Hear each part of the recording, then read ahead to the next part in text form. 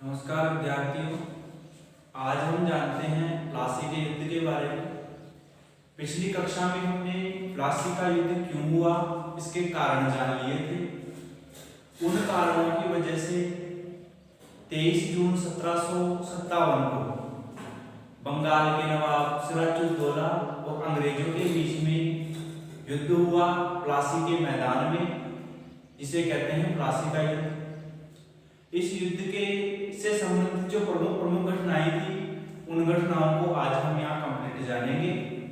इस युद्ध का बाद में परिणाम क्या निकला, भारत की राजनीति या बंगाल पर इस युद्ध के बाद में कैसी स्थितियां उत्पन्न हुई, वो सब आज की इस क्लास में हम जानते हैं। तो प्लासी के युद्ध से संबंधित प्रमुख घटनाओं को हम यहाँ आज अच्छी तरह से समझते हैं। प्लासी का युद्ध हुआ 23 जून 1757 के दिन। एक दिन ही युद्ध चला।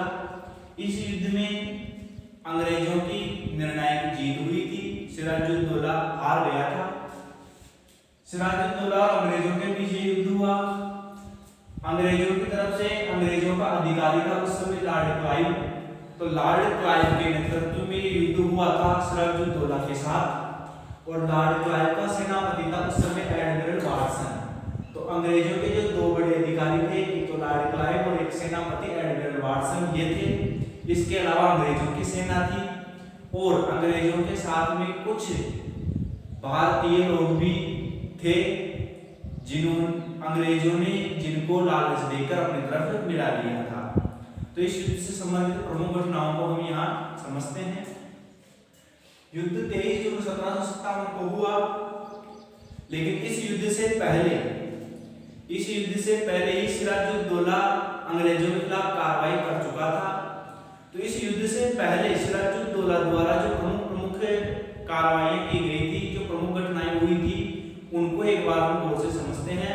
प्लासी का युद्ध 23 जून 1757 को हुआ, जबकि इस युद्ध से पहले ही अंग्रेजों और सिराजुद्दौला के बीच में कुछ झड़पें हो चुकी थी। तो एक बार हम युद्ध से पहले की हुई घटनाओं को देखते हैं। तो देखो, सिराजुद्दौला और अंग्रेजों के बीच में मतभेद तो बढ़ ही चुके थे, जिन मतभेदों की वजह से सिराजुद्दौला अंग्रेजों से बहुत ज्यादा नाराज था, और उस नाराजगी के चलते ही सिराजुद्दौला ने अंग्रेजों के खिलाफ कार्रवाई करनी शुरू कर दी थी। तो देखो, 4 जून 1756, एक साल पहले ही सिराजुद्दौला ने कार्रवाई करना या अंग्रेजों के खिलाफ लड़ाइयां लड़ना शुरू कर दिया था। 4 जून 1756 को नवाब ने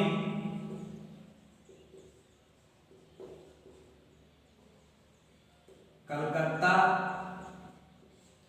बंगाल का प्रमुख नगर था उस समय कलकत्ता, और कलकत्ता में अंग्रेजों की संख्या बहुत ज्यादा थी। अंग्रेज अपनी कोठी और अपना किला कलकत्ता में बना रखे थे, जहां से वो अपने सारे कार्य करते थे। तो नवाब ने कलकत्ता में स्थित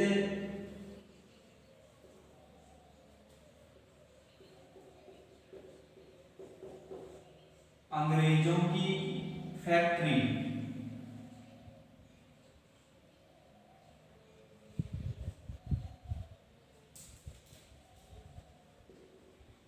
कासिम बाजार पर कब्जा कर लिया।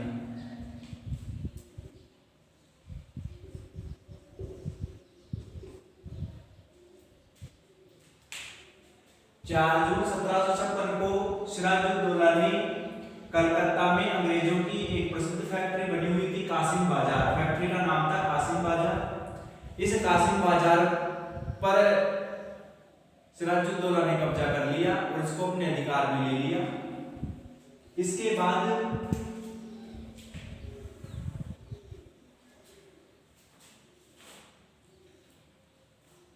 15 जून 1756 में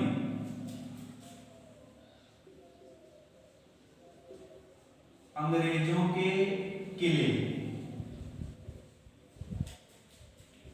फोर्ट विलियम ये किला कलकत्ता में है, अंग्रेजों का किला था।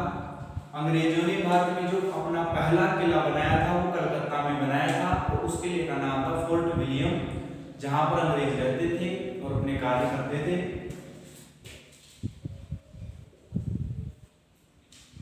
अंग्रेजों के किले फोर्ट विलियम पर आक्रमण कर दिया।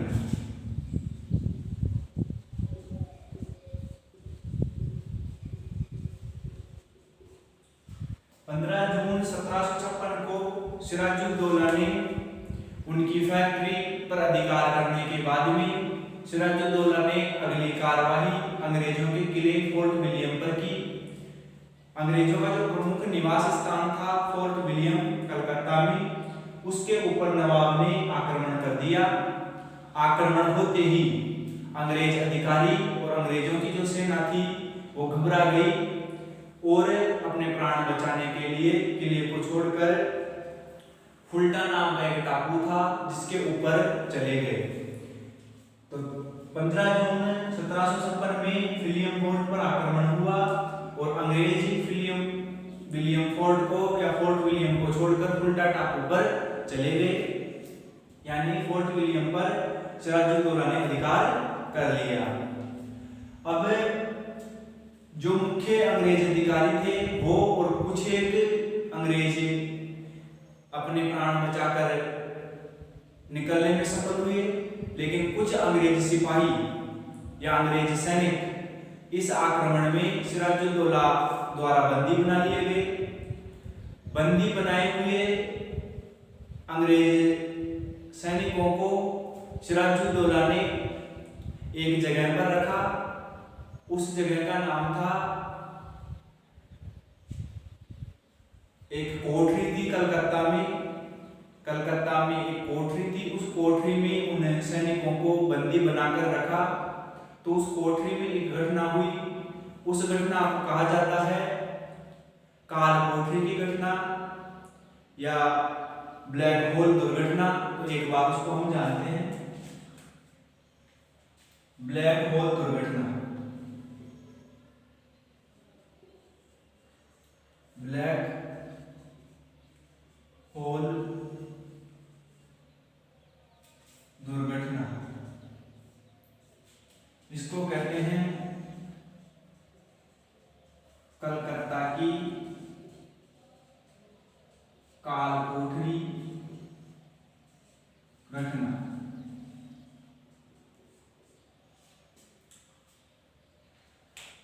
प्लासी के युद्ध से पहले बंगाल में एक घटना हुई, उस घटना को कहते हैं ब्लैक होल दुर्घटना या कलकत्ता की काल कोठरी घटना। इस घटना को लिखा था जेड होलवेल ने। इस घटना के बारे में जेड होलवेल नाम का एक अंग्रेज लेखक था, उसने इस घटना के बारे में लिखा। तो कुछ इतिहासकार इस घटना को केवल मनगढ़ंत कहानी बताते हैं, यानी भारतीय इतिहासकारों ने ब्लैक होल की दुर्घटना को स्वीकार नहीं किया है, क्योंकि ये दुर्घटना एक अंग्रेजी सिपाही जेड होलवेल के अनुसार लिखी गई थी। तो भारतीय इतिहासकारों का ये कहना है कि जेड होलवेल ने भारत में स्थित अंग्रेजों को और ज्यादा भड़काने के लिए केवल एक मनगढ़ंत कहानी लिखी थी कि इस कहानी को जानकर अंग्रेजों का गुस्सा और ज्यादा बढ़ जाए और अंग्रेज नवाब के खिलाफ सख्त से सख्त कार्रवाई करें। इसके लिए केवल मनगढ़ंत कहानी बताई गई है भारतीय इतिहासकारों द्वारा, लेकिन फिर भी ये घटना इतिहास में दर्ज है। तो इसको एक बार हम यहाँ जानते हैं कि ब्लैक होल की जो दुर्घटना थी, काल कोठरी की घटना थी, वो क्या थी, जेड होलवेल ने क्या बताया है इस घटना के बारे में, वो जानते हैं। जेड होलवेल के अनुसार भारतीय इतिहासकारों ने इस घटना को सत्य नहीं माना। इस घटना को लिखा था जेड होलवेल ने। जेड होलवेल एक अंग्रेज सैनिक ही था। तो इस सैनिक ने घटना लिखी, किस प्रकार से लिखी है एक बार हम जानते हैं। तो देखो, जब 15 जून 1756 में फोर्ट विलियम पर सिराजुद्दौला ने आक्रमण किया तो उसमें बहुत सारे सैनिक तो बच निकलने में सफल हुए, लेकिन सिराजुद्दौला के हाथ 146 अंग्रेज सैनिक लग गए। 146 अंग्रेज सैनिक, 146 अंग्रेज सैनिक। इस आक्रमण में सिराजुद्दौला ने 146 अंग्रेज सैनिकों को बंदी बना लिया और इन 146 अंग्रेज सैनिकों को बंदी बनाकर कलकत्ता में एक कोठरी थी, उस कोठरी की साइज बताई गई है 18 फुट लंबी, 14.10 फुट चौड़ी कोठरी। कलकत्ता में एक कोठरी थी जिसकी साइज थी 18 फुट तो वो लंबी थी और 14 फुट और 10 इंच वो चौड़ी थी, तो ज्यादा बड़ी कोठरी नहीं थी।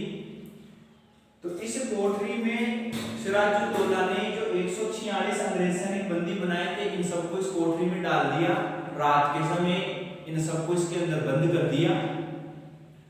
बाद में जब सुबह सिराजुद्दौला उन सैनिकों को देखने गया तो वहां उसने देखा कि इन 146 में से 123 सैनिक दम घुटने से मर गए, मात्र 23 ही शेष बचे।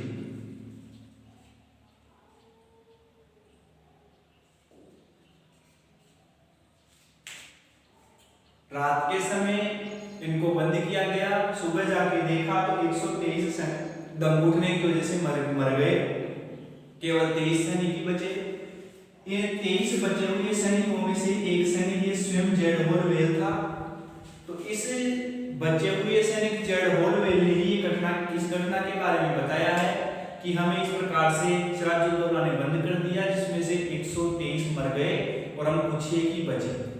तो इस घटना को, ये जो रात के समय इस प्रकार की घटना हुई, इस घटना को ही ब्लैक होल दुर्घटना या कलकत्ता की कालकोठरी घटना कहते हैं। अब इस घटना को भारतीय इतिहासकार सत्य नहीं मानते। भारतीय इतिहासकारों का यह कहना है कि इस अंग्रेज सैनिक ने अंग्रेज अधिकारियों का गुस्सा बढ़ाने के लिए, केवल अंग्रेज अधिकारियों का जो गुस्सा था वो नवाब के प्रति बढ़ाने के लिए केवल मनगढ़ंत कहानी लिखी थी, क्योंकि 18 फुट लंबी और 14.10 फुट चौड़ी कोठरी में 146 सैनिकों को किसी भी प्रकार से अंदर नहीं बंद किया जा सकता, ये बिल्कुल भी असंभव बात नहीं है। तो इस आधार पर जेड होलवेल द्वारा जो घटना बताई गई है इसको भारतीय इतिहासकारों ने झूठी माना है, लेकिन फिर भी इस घटना के बारे में प्रश्न परीक्षा में पूछ लिया जाता है। तो आप ध्यान रखें ब्लैक होल दुर्घटना क्या थी, कलकत्ता की कालकोठरी घटना क्या थी। आगे की गतिविधियों को हम देखते हैं।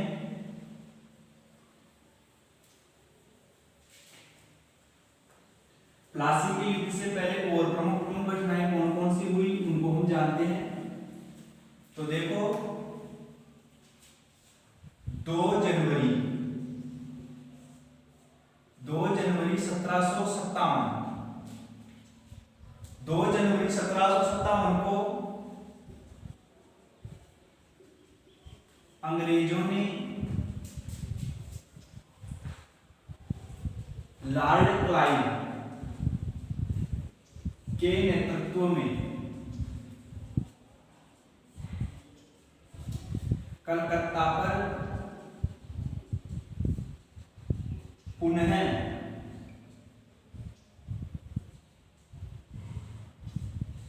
अधिकार कर लिया।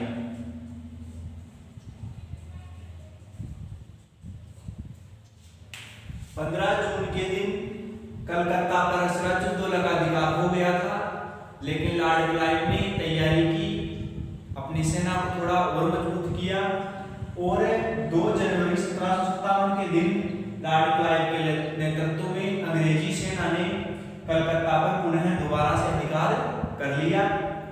अधिकार होने के बाद में सिराजुद्दौला और अंग्रेजों के बीच में एक संधि हुई, उसको जानते हैं हम।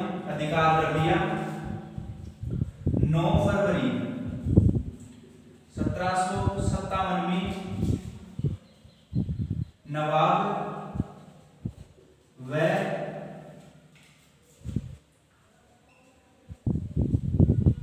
अंग्रेजों के मध्य अलीनगर की संधि हुई, जिसमें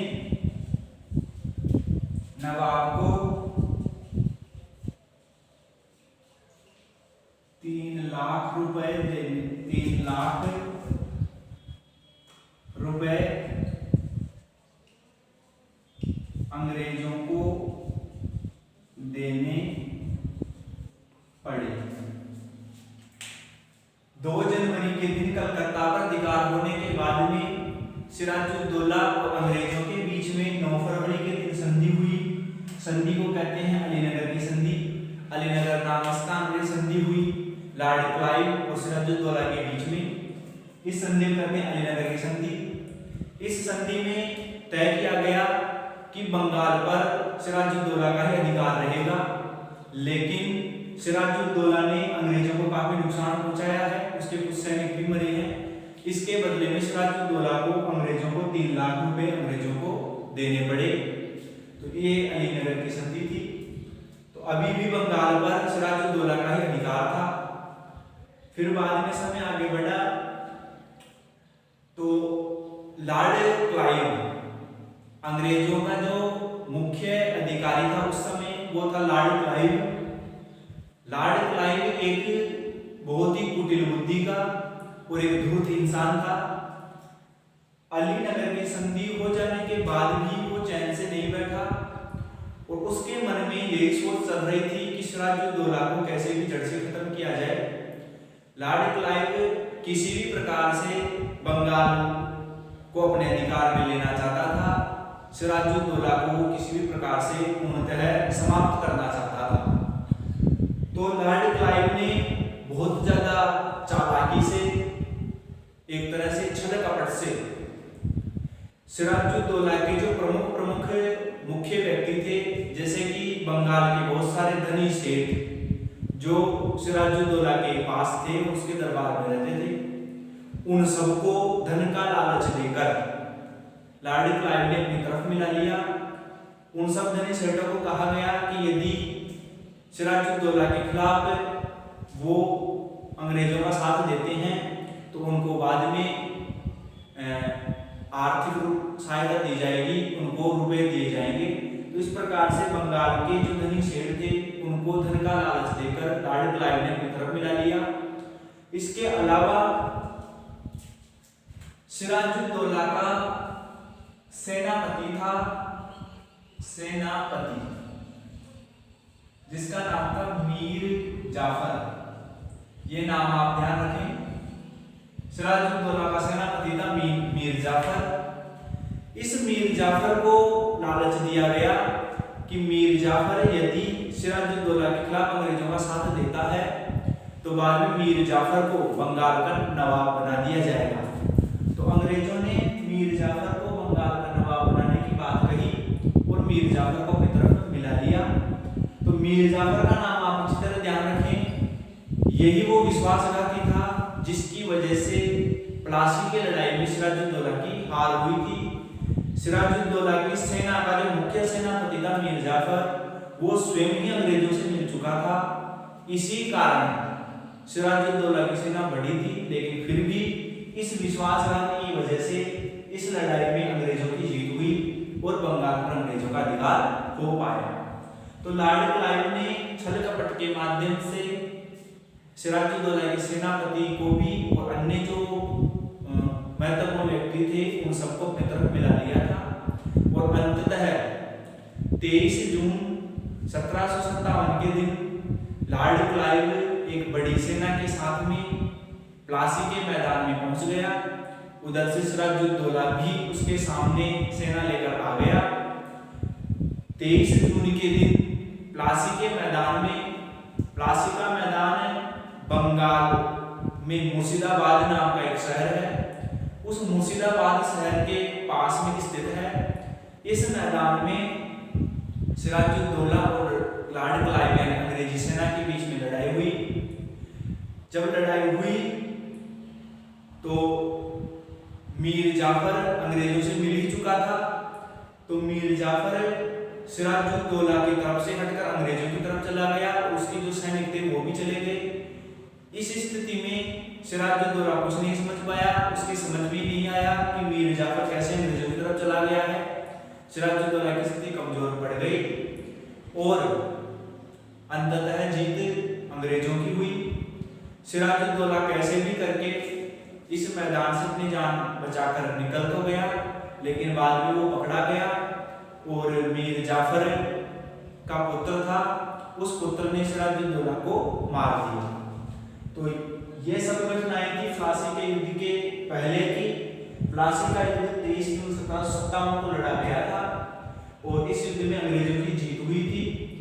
अंग्रेजों की जो सेना थी उसका मुख्य अधिकारी लॉर्ड क्लाइव था ही, और अंग्रेजों की सेना का सेनापति एडमिरल वाटसन था। जबकि अंग्रेजों ने लॉर्ड क्लाइव ने थल कपट से सिराजुद्दौला का जो सेनापति था मीर जाफर, इसको भी अपनी तरफ मिला लिया था और इस विश्वासघाती ने इस युद्ध में सिराजुद्दौला के साथ विश्वासघात किया। बीच युद्ध में ही अंग्रेजों की तरफ जा मिला, जिसकी वजह से इस युद्ध में अंततः सिराजुद्दौला की हार हो गई। बाद में सिराजुद्दौला को मार दिया गया। तो ये थी इस प्लासी के युद्ध की प्रमुख घटनाएं।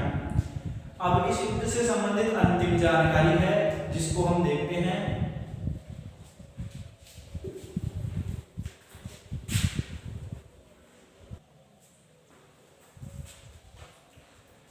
तो प्लासी के युद्ध की अंतिम जानकारी हम देखते हैं। प्लासी के युद्ध के परिणाम। इस युद्ध के परिणाम क्या निकले, इस युद्ध के बाद बंगाल में किस प्रकार की स्थितियां उत्पन्न हुई, तो एक बार इसके हम परिणाम जानते हैं।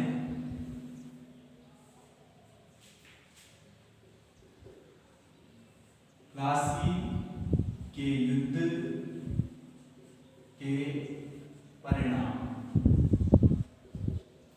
यह भी एक महत्वपूर्ण प्रश्न बनता है। प्लासी के युद्ध के परिणाम बताइए, तो एक बार उनके परिणाम को हम जानते हैं। मुख्य जिसके परिणाम निकले उसको हम पॉइंटों द्वारा समझेंगे, इसको आप जानो। पहला परिणाम निकला इस युद्ध का, बंगाल अंग्रेजों के अधीन हो गया।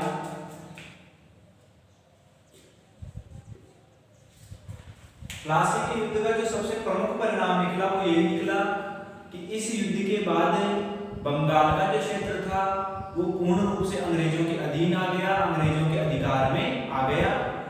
पहले अंग्रेज केवल बंगाल में रहकर व्यापार कर रहे थे, लेकिन अब बंगाल की जो राजनीति थी, बंगाल के जो राजकाज के मामले थे, वो सब अंग्रेजों के हाथों में आ चुके थे। यानी हम कह सकते हैं कि भारत का जो सबसे धन संपन्न क्षेत्र था उस समय बंगाल, वो इस युद्ध के बाद में अंग्रेजों के पास आ चुका था, अंग्रेजों के अधीन हो चुका था। और फिर बंगाल कभी भी अंग्रेजों से स्वतंत्र नहीं हो पाया। जब भारत आजाद हुआ तभी बंगाल अंग्रेजों की अधीनता से स्वतंत्र हो पाया था। बाकी इस युद्ध के बाद में ही बंगाल पर अंग्रेजों का अधिकार हो गया था। लेकिन एक बात आप ये समझ लें कि इस युद्ध के बाद में भी अंग्रेजों ने स्वयं, प्लासी के युद्ध के बाद बंगाल अंग्रेजों के अधीन तो हो गया, लेकिन अंग्रेजों ने स्वयं बंगाल में राज चलाना अभी शुरू नहीं किया था। अभी भी अंग्रेजों ने मीर जाफर को ही नवाब बनाया था, लेकिन मीर जाफर जैसा अंग्रेज कहते थे उस अनुसार राज चलाता था। तो हम कह सकते हैं कि अंग्रेजों ने स्वयं डायरेक्ट तो राज चलाना शुरू नहीं किया, लेकिन अंग्रेज जैसा चाहते थे वैसा बंगाल में होने लग गया था इस युद्ध के बाद में। दूसरा परिणाम, बंगाल का नवाब मीर जाफर को बनाया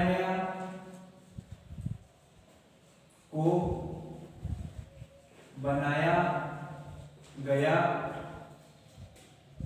जो अंग्रेजों की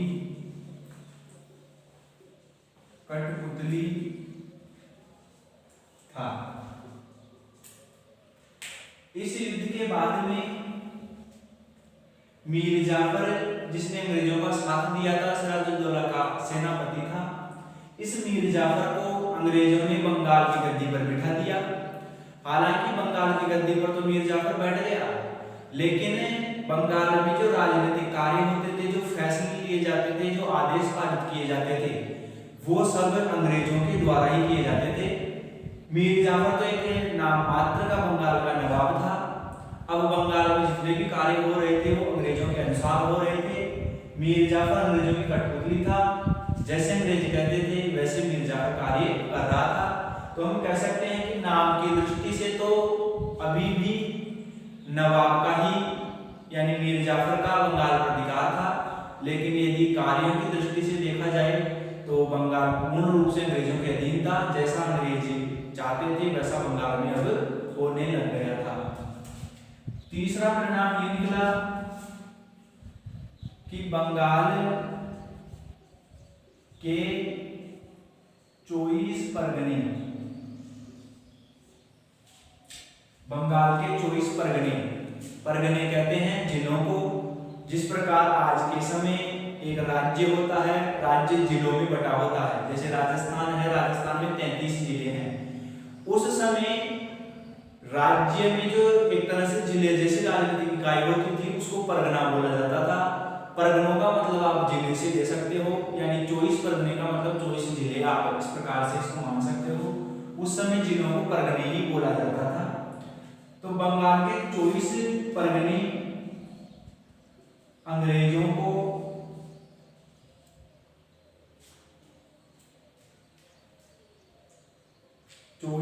परगनों की जागीर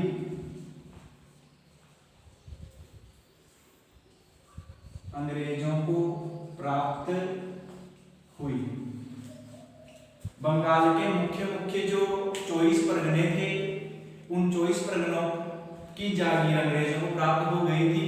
अब अंग्रेज इस 24 परगनों में अपने मनमाने ढंग से कुछ भी कार्य कर सकते थे, किले बना सकते थे, मनमाने ढंग से कोठियां बना सकते थे, खेती करवा सकते थे, कुछ भी कार्य अंग्रेज इन 24 परगनों में कर सकते थे। नवाब तो मीर जाफर रहा, लेकिन सारा कार्य अंग्रेजों द्वारा होने लगा। इस युद्ध के बाद बंगाल के 24 परगनों की जागीर अंग्रेजों को प्राप्त हो गई। अगला परिणाम,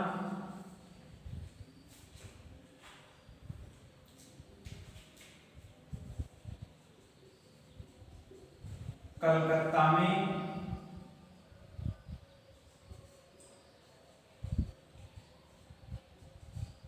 अंग्रेजों की स्वतंत्र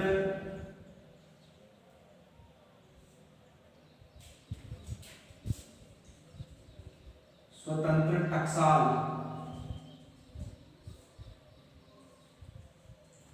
स्थापित हो गई,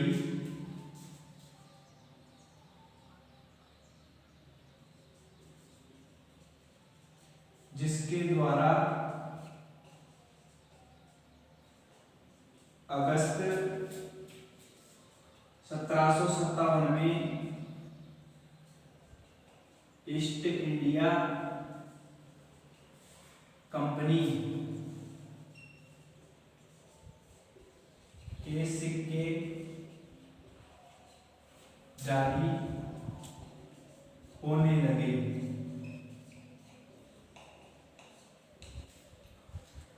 इस युद्ध के बाद में आर्थिक दृष्टि से भी देखा जाए तो बंगाल के क्षेत्र पर अंग्रेजों का अधिकार हो चुका था।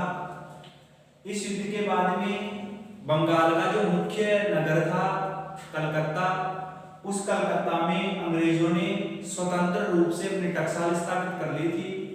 टकसाल किसे कहते हैं? टकसाल ऐसा स्थान जहां पर सिक्के ढाले जाते हैं, धातु के सिक्के ढालने का जो स्थान होता है उसको टकसाल कहते हैं। तो अंग्रेजों ने खुद के सिक्के ढालने के लिए कलकत्ता में स्वतंत्र रूप से अपनी टकसाल स्थापित कर ली थी और इस कलकत्ता के टकसाल से ही अंग्रेजों के प्रथम बार अगस्त 1757 में ईस्ट इंडिया कंपनी के सिक्के जारी किए जाने लग गए। यानी अगस्त 1757 में से ही अंग्रेजों के सिक्के यानी ईस्ट इंडिया कंपनी के सिक्के कलकत्ता क्षेत्र में चलने लग गए। शुरुआत कलकत्ता से हुई, बाद में संपूर्ण बंगाल क्षेत्र में ईस्ट इंडिया कंपनी के सिक्के जारी होने लग गए, वो सिक्के चलने लग गए। बाद में तो अंग्रेजों ने भारत के अन्य क्षेत्रों पर भी अधिकार कर लिया था। तो ये मुख्यतः 4 परिणाम इस प्लासी के युद्ध के निकले। तो इस प्लासी के युद्ध के मुख्य परिणामों में हम ये कह सकते हैं कि भारत का जो सबसे धन संपन्न क्षेत्र था बंगाल, वो अब पूर्णतः अंग्रेजों के अधीन हो चुका था, अंग्रेजों के अधिकार में आ चुका था। बंगाल जैसे धन संपन्न क्षेत्र के अधिकार में आ जाने के बाद अंग्रेजों की स्थिति थोड़ी और ज्यादा मजबूत हो गई, अंग्रेजों की शक्ति में और ज्यादा इजाफा हुआ। अपनी शक्ति बढ़ाकर बंगाल पर तो अधिकार हो ही गया अंग्रेजों का। उसके बाद अंग्रेजों ने भारत के अन्य क्षेत्रों पर भी ध्यान दिया और अन्य क्षेत्रों पर भी अपना अधिकार करने के लिए अंग्रेज प्रयास करने लग गए और अन्य क्षेत्रों को भी धीरे धीरे अपने अधिकार में ले लिया। यहाँ आप ध्यान रखना कि प्लासी के युद्ध के तुरंत बाद अंग्रेजों ने मीर जाफर को नवाब बनाया था। ये मीर जाफर थोड़े दिनों तक तो अंग्रेजों के अनुसार राज चलाता रहा, लेकिन जब ये अपनी मनमानी करने लगा, अंग्रेजों की बात नहीं माना, तो अंग्रेजों ने इसको हटाकर इसके स्थान पर दूसरे को नवाब बना दिया और फिर वो दूसरा भी जब बात नहीं माना तो अंग्रेजों ने दूसरा बनाया था शुजा-उद-दौला को। मीर जाफर को हटाकर अंग्रेजों ने दूसरा नवाब बनाया था शुजा-उद-दौला को। बाद में अंग्रेजों ने शुजा-उद-दौला को भी समाप्त कर दिया था और शुजा-उद-दौला के बाद में तो स्वयं अंग्रेज